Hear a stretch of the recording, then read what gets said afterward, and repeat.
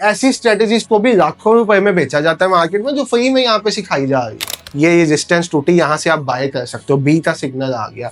ये सब कुछ अपने आप बता देते हैं इंडिकेटर्स। आसान से आसान इंडिकेटर भी इस बाजार में पैसा बनाने के काबिलियत रखता है, क्योंकि इस मार्केट में सीखने वाले बहुत कम है। सब पहले दिन से यही मोटिव बना के आते हैं कि वो शायद फर्स्ट डे से ही पैसा बना देंगे, और वहीं पे उनकी नैया डूब जाती है।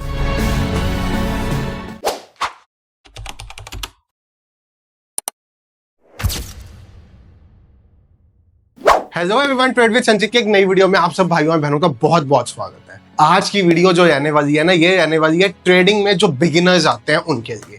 क्योंकि भाई जब भी ट्रेडिंग में एक नया इंसान एंटर करता है ना, तो बहुत सारे मिसकंसेप्शंस, बहुत सारे कंफ्यूजन्स, बहुत सारे उल्टी सीधी चीजें अपने माइंड में लेके एंटर करता है। तो हमने आज सोचा है एक ऐसी वीडियो बनाए जो बिगिनर को 110% देखनी चाहिए, और अगर आप एक एडवांस लेवल पे भी पहुंच चुके हो तब भी आप इसको देखो, क्योंकि आपको पता चलेगा आप अपनी ट्रेडिंग जर्नी में क्या क्या गलतियां करते हो जो आपको नहीं करना।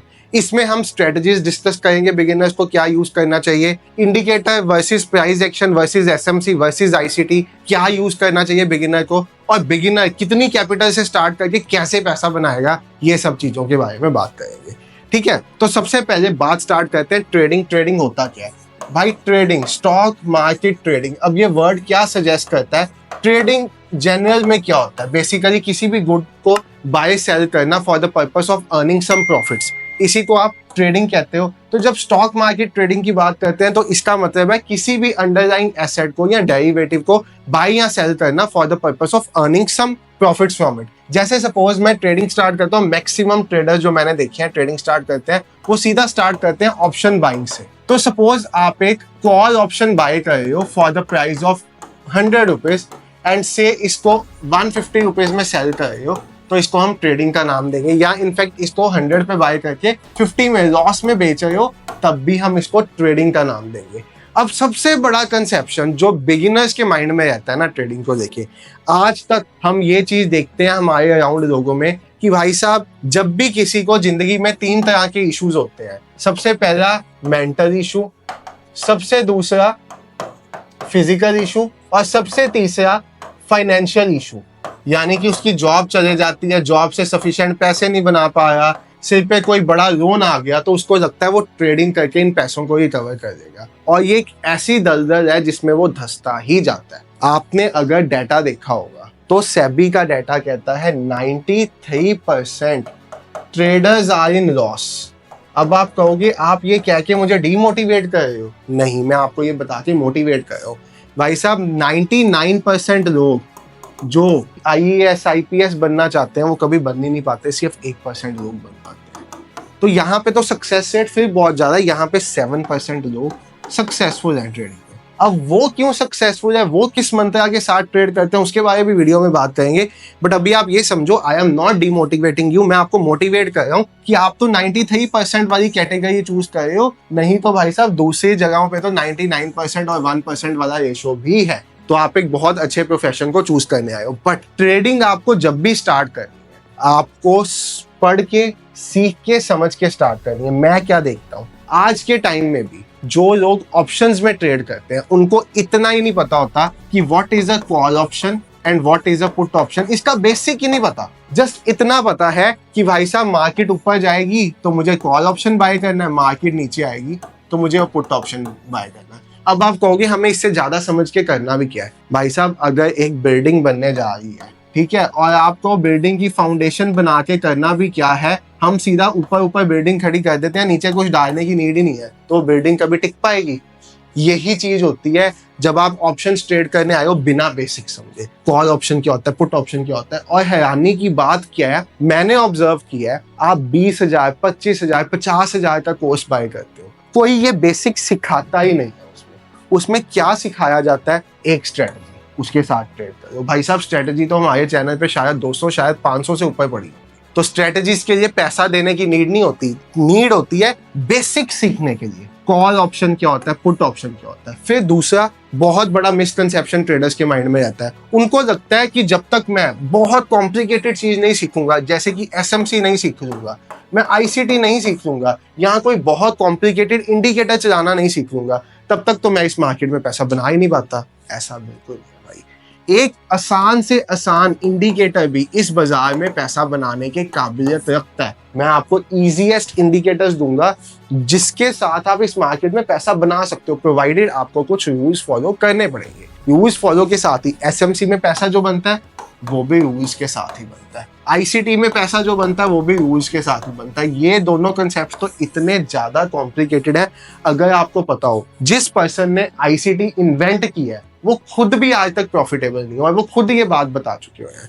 तो आप ये मत समझो कि आपको आज आईसीटी आ जाएगा, आपको एसएमसी आ जाएगा तो यू विल बी प्रॉफिटेबल, ऐसा कुछ नहीं है। पैसा इंडिकेटर्स भी बनाते हैं, पैसा प्राइस एक्शन भी बनाता है, पैसा एसएमसी भी बनाता है, पैसा आईसीटी भी बनाता है। बनता उसका है जो कुछ रूल्स को फॉलो करता है। अब ये क्या रूल्स हैं वो हम बाद में समझेंगे, बट पहले हम इंडिकेटर समझते हैं। इंडिकेटर्स क्या है भाई? देखो, इंडिकेटर्स एक ऐसा टूल है जो आपकी ट्रेडिंग जर्नी को बहुत आसान करता है।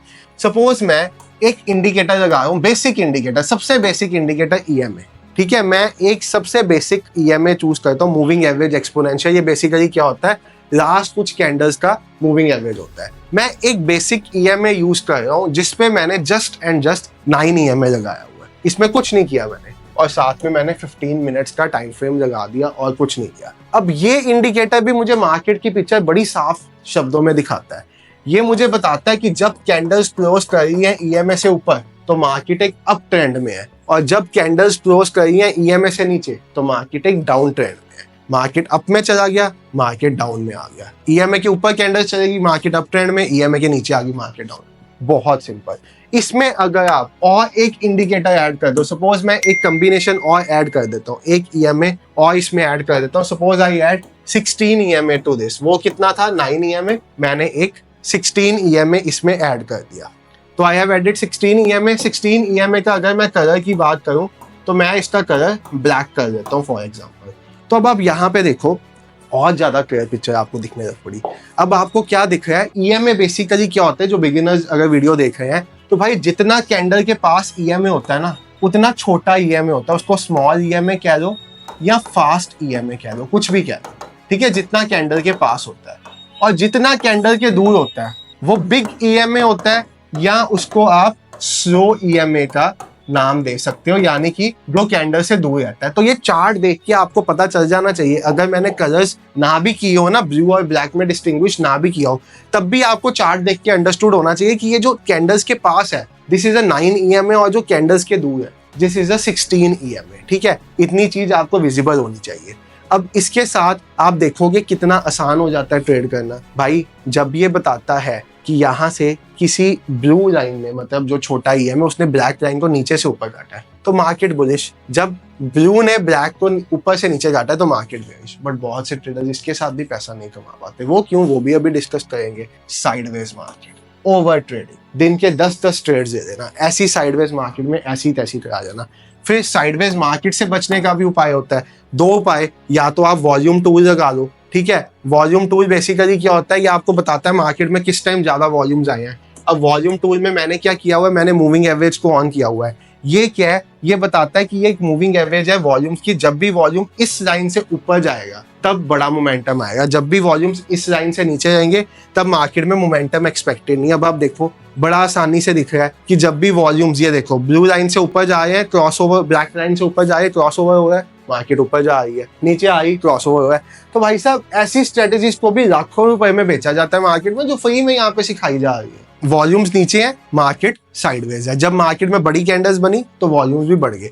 इसके साथ साथ एडीएक्स भी एक ऐसा टूल है, थोड़ा सा लैगिंग इंडिकेटर है। एडीएक्स थोड़ा लेट बताता है, बट यस, एडीएक्स भी आपको इंडिकेट कर देता है। एवरेज डायरेक्शनल इंडेक्स कहते हैं उसको। ये भी आपको इंडिकेट कर देता है ट्रेंडिंग है या बेयरिश है। कैसे? ये देखो, एडीएक्स ये नीचे चार्ट पे हमेशा नीचे बन के आता है। अगर मैं आपको एडीएक्स में एक लेवल मार्क कर दूं ना, ये देखो यहाँ पे मैंने एक 20 का लेवल मार्क कर दिया। तो एडीएक्स का सिंपल सा फंडा होता है कि जब भी एडीएक्स 20 से ऊपर है तो मार्केट में मोमेंटम एक्सपेक्टेड होता है, और जब 20 से नीचे है तो मार्केट साइडवेज रहता है। कैसे? जैसे यहाँ पे आप देखो, यहाँ पे ये बुलिश मूव आया, ठीक है। बुलिश मूव इधर से स्टार्ट हो गया, बट एडीएक्स थोड़ा सा लेट ऊपर गया। एडीएक्स ने आपको जो एंट्री दी वो इस कैंडल में दी, तो लैगिंग इंडिकेटर है तो थोड़ा सा लेट बताता है, थोड़ा सा ज्यादा कंफर्मेशन के बाद बताता है। उसके बाद जब एडीएक्स नीचे आना शुरू हुआ तो मार्केट दोबारा साइडवेज हो गई। कौन कहता है इंडिकेटर पैसा नहीं बना के दे सकते? दे सकते हैं। अब आते हैं भाई एज अ बिगिनर आपको इंडिकेटर चूज करना चाहिए, आपको प्राइस एक्शन चूज करना चाहिए, या आपको एसएमसी चूज करना चाहिए। ठीक है भाई, मेरी मानो तो as a beginner you should always go with an indicator. क्यों? क्योंकि बिगिनर के पास ना कंट्रोल करने के लिए पहले ही बहुत चीजें हैं। उसको अपने रिस्क टू रिवॉर्ड पे कंट्रोल रखना पड़ेगा, ये क्या होता है ये भी अभी बताते हैं। उसको अपने माइंडसेट पे कंट्रोल करना पड़ेगा, उसको ओवर ट्रेडिंग नहीं करनी होगी, और उसको लिमिटेड कैपिटल के साथ ट्रेड करना होगा। तो उसके पास पहले ही कंट्रोल करने के लिए बहुत सारी चीजें हैं। अगर वो और चीजें, प्राइस एक्शन, एसएमसी जैसे कॉम्प्लिकेटेड कंसेप्ट्स अपने ट्रेडिंग में घुसा देगा ना, तो उसको इन चीजों पे कंट्रोल करना और ज्यादा डिफिकल्ट और ज्यादा मुश्किल हो जाएगा, वो कर ही नहीं पाएगा कुछ भी। तो हमेशा इंडिकेटर से स्टार्ट करो। इनफैक्ट अगर मैं लेवल्स की बात भी करूँ ना, तो ये देखो आपके पास सपोर्ट रेजिस्टेंस के भी इंडिकेटर्स हैं। आपने प्राइस एक्शन सीख लिया, आपको सपोर्ट रेजिस्टेंस बनानी है, आप इसके भी इंडिकेटर्स यूज कर सकते हो। आप यहाँ पे सपोर्ट वर्ड टाइप करो, आपको ये देखो support and resistance level with breaks लग सेल, तो आपको इसके भी सपोर्ट रेजिस्टेंस मिल जाती है। भाई साहब देखो, अब यहाँ पे रेजिस्टेंस दिखाया, यहाँ पे सपोर्ट दिखाया, यहाँ पे रेजिस्टेंस, यहाँ पे सपोर्ट, जो टूटा उस साइड मोमेंटम आ गया। यहाँ पे देखो इसने खुद से बता दिया इंडिकेटर ने कि यहाँ पे ये रेजिस्टेंस टूटी, यहाँ से आप बाय कर सकते हो, बी का सिग्नल आ गया। ये सब कुछ अपने आप बता देते हैं इंडिकेटर्स। जो लोग कहते हैं कि इंडिकेटर्स पैसा नहीं बना सकते, भाई दुनिया के बड़े ट्रेडर्स से पूछो। Andrew Aziz, one of the biggest traders in the world, उनसे पूछिए, वो आज भी इंडिकेटर पे ही ट्रेड करते हैं। आपको लगता है कि आप प्राइस एक्शन सीखोगे, एसएमसी सीखोगे तब पैसा बनेगा, ऐसा बिल्कुल नहीं है। Start with indicators. अब क्या चीज आपको फॉलो करनी है इंडिकेटर्स के साथ, वो याद रखना, रिस्क एंड रिवॉर्ड। अब ये रिस्क रिवॉर्ड क्या होता है भाई, इसी में सारी गेम है ट्रेडिंग में। अगर आप गोल्डमैन सच की रिपोर्ट पढ़ोगे ना, तो गोल्डमैन सच तक कहता है कि उनकी ट्रेडिंग एक्यूरेसी जस्ट 35% है। आप चाहते हो कि आपको कोई ऐसी चीज मिल जाए जो 100% एक्यूरेट हो। भाई जो लोग मार्केट का पूरा डाटा रिसर्च करके बैठे हैं, जिनके पास हमारे से ज्यादा रिसोर्सेज हैं, हमारे से ज्यादा इंफॉर्मेशन है, जो हमारे से कई गुना आगे हैं, उनकी ट्रेडिंग एक्यूरेसी तो 35% है। हमें लगता है हम एक सिंपल सा टूल लगा के चार्ट पे कोई 90% जैसी एक्यूरेसी अचीव कर देंगे, और भाई अगर हम रिस्क टू रिवॉर्ड नहीं भी फॉलो करेंगे तब भी नहीं पैसा बनेगा। मैंने पर्सनली जनवरी में एक एक्सपेरिमेंट किया था। मैंने एक सिस्टम इन्वेंट किया जिसमें प्रॉफिटेबिलिटी थी 90%। ठीक है, मतलब 90% वो चीज एक्यूरेट थी इन द पास्ट डेटा, और उसमें रिस्क टू रिवॉर्ड मेंटेन नहीं था। क्यों नहीं मेंटेन था? अगर रिवॉर्ड उसमें 3 रुपए का आया था, तो रिस्क उसमें कई बार 9 रुपए का भी आ रहा था। तो होता क्या था, 90% एक्यूरेट थी, 9 बार विन, 1 बार लूज। 9 बार मैंने 3 रुपए कमाए, 27 रुपए बना दिए, और 1 बार मेरे 9 रुपए चले गए। जब वो 9 रुपए जाते थे ना भाई, सारी कैपिटल सब कुछ हिलके रह जाता था, क्योंकि ये 27 में से स्प्रेड भी जाता है, ये 27 में से कमीशन भी जाती है, सब कुछ जाता है, और उसके बाद ये 27 का पहले ही 20 बचता है, और फिर ये 9 निकल जाता है, फिर 11 बचता है। उसमें भी कई बार होता क्या है, कोई सिस्टम प्रीवियस टाइम में 90% एक्यूरेट था, अब वो 70% रह चुका होता है, क्योंकि मार्केट है ना, जो मार्केट पास में चल रही है ऐसा फ्यूचर में चल रही है, ऐसा नहीं हो सकता। मार्केट अपना कैरेक्टरिस्टिक चेंज करती रहती है। कोई स्ट्रेटेजी अभी 90% है, कल को हो सकता है 10% भी ना है। पैसा क्या बनाता है? Risk to reward. कैसे? अगर आप रिस्क और रिवॉर्ड को फॉलो करें, ठीक है, आप एक 35% एक्यूरेट सिस्टम पे हो। अगर आपका पैसा बन रहा है तो आप 3 रुपए बना रहे हो, अगर आपका जा रहा है तो आपका 1 रुपए जा रहा है। आपके पास एक ऐसा सिस्टम है जो 35% एक्यूरेट है, यानी कि 10 में से 3.5 बार आपका पैसा बनेगा विंस, और लूजेस आपको मिलेंगे 6.5 बार। 6.5 बार गया 1 रुपया, 3.5 बार बना 3 रुपए, यहाँ पे आपका बना ऑलमोस्ट 10.5। सब कुछ निकाल दो, मैंने 1.5 रुपए का कमीशन ब्रोकरेज मान लिया 9, और यहाँ पे आपका गया 6.5, तब भी आप प्रॉफिटेबल रहते हो भाई। स्टिल यू आर प्रॉफिटेबल, और 35% एक्यूरेसी अचीव करना कोई मुश्किल नहीं है। हमारे पास एक ट्रेडर है जो एक 23% एक्यूरेट सिस्टम पे काम कर रहे हैं, उनका अकाउंट डाउन डाउन डाउन जा रहा था। गोल्ड की बात कर रहा हूँ मैं, पिछले 1-1.5 हफ्ते से। ठीक है, कल उन्होंने एक ऐसा ट्रेड कैप्चर किया जो उनका अकाउंट में $250 का लॉस था, वो भी कवर हो गया, और साथ में $200 के करीब और बन गए, क्योंकि एक ही ट्रेड में सीधा प्रॉफिट बना $450। और मेरे पास इसका प्रूफ है, मैं आपको प्रूफ दिखा सकता हूँ। अगर आप प्रूफ चाहिए तो प्रूफ वर्ड कमेंट कर देना, मैं प्रूफ भी आपको इसका दिखा दूंगा। एक ड्रॉप बॉक्स का लिंक बना के P&L का शेयर कर दूंगा, देख लेना। तो भाई 23% एक्यूरेट में भी आप मंथ एंड में प्रॉफिटेबल रहोगे। क्यों? क्योंकि एक ही ट्रेड ऐसा आएगा जो आपके सारे लॉसेस कवर कर देगा। और अगर आप कोई ऐसे सिस्टम पे हो जो 90% है, मिल जाता है आपको, वैसे तो मिलेगा ही नहीं, अगर मिल जाता है कोई 90% एक्यूरेट सिस्टम, तब भी आप लॉस में जा सकते हो। क्यों?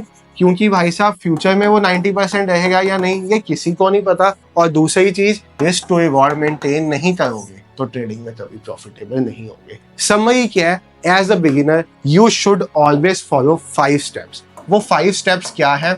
Start with a very low capital. Suppose आप क्रिप्टो में ट्रेड कर रहे हो, स्टार्ट विद जस्ट 1000 रुपीज। ठीक है, आप सपोज गोल्ड में ट्रेड कर रहे हो, फॉरेक्स में कर रहे हो, स्टार्ट विद जस्ट 2000 रुपीज। आप इंडियन मार्केट में कर रहे हो, ये तो मैं एडवाइस ही नहीं करता करने को, फिर भी आप कर रहे हो, तो स्टार्ट विद 15-20,000 से नीचे तो अब यहाँ पे स्टार्ट ही नहीं होता। बेसिक कैपिटल जो भी आपको निफ्टी का 1 लॉट बाय करने के लिए चाहिए उससे स्टार्ट करो। ये एडवाइजेबल ही नहीं है। एडवाइजेबल क्या है? क्रिप्टो या गोल्ड। ठीक है, always start with a low capital. एक ट्रेडिंग सिस्टम बनाओ जिसमें आप अपना risk to reward ratio decide करो, अपनी स्ट्रेटजी डिसाइड करो कि आप इस स्ट्रेटजी पे काम करोगे, आप उस सिस्टम को एटलीस्ट कितने डेज फॉलो करोगे रिगार्डलेस ऑफ लॉस और प्रॉफिट, उसको करो। उस सिस्टम को बैक टेस्ट करो और फिर उसको अपने सामने जहां पे आप ट्रेडिंग करने बैठते हो उस पर चिपका लो, और जब भी ट्रेड देना हो तो उस सिस्टम के साथ ट्रेड हो। तीसरा, कभी भी ओवर ट्रेडिंग ना करो। अपने ट्रेडिंग सिस्टम में इनकॉर्पोरेट करो कि आप दिन के 2 ट्रेड से ज्यादा नहीं करोगे या आप दिन के 3 ट्रेड से ज्यादा नहीं करोगे। ठीक है, और दूसरी बात, अगर आपकी कैपिटल सर्टेन परसेंटेज से एक दिन में डाउन आ जाती है तो अगले दिन वापस एंट्री का मौका बचे आपके पास। ऐसा ही ना हो एक दिन में ही कैपिटल का सफाया कर गए, वो दिन साइडवेज हुआ, अगले दिन बड़े मूव्स आने हुए, नए ट्रेडर के साथ अक्सर ही होता है, तो वो ट्रेडर वो मिस कर जाएगा। साथ ही साथ सिंपल इंडिकेटर्स उठाओ ट्रेडिंग जर्नी स्टार्ट करने के लिए, कॉम्प्लिकेटेड इंडिकेटर्स मत उठाओ। और यस, प्राइस एक्शन सीखो, समझो, इसको इनकॉर्पोरेट करो, क्योंकि इंडिकेटर्स के साथ अगर आपको प्राइस एक्शन अच्छे से आ जाए तो बात ही कुछ नहीं राजी हो जाती है। बट धीरे धीरे चार्ट देख के समझने की कोशिश करो। किसी से सीख लोगे, पढ़ लोगे, सब कुछ कर लोगे, बट जब तक खुद चार्ट नहीं देखोगे ये चीजें समझ में नहीं आएगी। बाकी यस, हमने एक अपना फ्री कोर्स स्टार्ट किया था जो हमने स्टॉप कर दिया। उसके 2-3 रीजन थे, कुछ लीगल इश्यूज थे, कुछ हमें यूट्यूब पे इश्यूज आ गए थे वो फ्री कोर्स के बाद, और कुछ उसमें भी टेंशन ज्यादा नहीं आती थी। अब हम कुछ ऐसा डिसाइड कर रहे हैं कि अगर तकरीबन 500 लोग आना चाहे ना हमारे साथ, फ्री में सीखना चाहे यही सब चीजें जो मैं बताता हूँ, कॉल पुट, ये क्या होते हैं इसके बेसिक्स, तब हम उसको दोबारा स्टार्ट करेंगे। नहीं तो उसको कोई 50-100 लोगों के लिए स्टार्ट करने का कोई प्लान नहीं है, क्योंकि इस मार्केट में सीखने वाले बहुत कम है। सब पहले दिन से यही मोटिव बना के आते हैं कि वो शायद फर्स्ट डे से ही पैसा बना देंगे, और वहीं पे उनकी नैया डूब जाती है। Thank you so much for watching the video. Bye everyone, take care, have a great day, good night.